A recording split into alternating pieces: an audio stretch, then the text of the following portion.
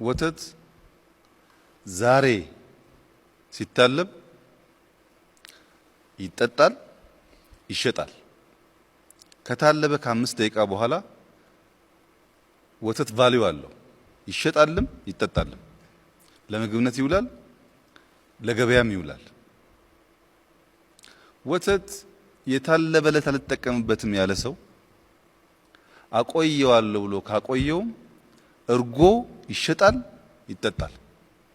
በመቆየቱ ቫልዩ እየቀነሰ የሚሄድ ነገር ሳይሆን እርጎ ከሆነ በኋላ ቫልዩ ይጨምራል። አይ እርጎውን አልጠጣም አልሸጥም ካለ ደግሞ ሰውየው አይብ አርጎ ይሸጠዋል፣ ቅቤ አርጎ ይሸጠዋል። አሬራው እንኳን አይጣልም፣ ይጠጣል። ወተት የሚያስገርም ባህሪ ያለው ኤክስፖርት እንደዚህ ነው። ዛሬ 4 ቢሊዮን ሲመጣ ዛሬውኑ እዳ አለብን፣ የፍጆታ ፍላጎት አለን፣ እንግዛበት እንል እንችላለን። አይ ግድ የለም ከፊሉን እንጠቀምና ከፊሉን እናቆየው ሪዘርቭ ይሁን ካልንም ሪዘርቭ ማለት በክፉ ቀን በማንኛውም ሰዓት የሚመነዘር የግል ሀብት ማለት ነው።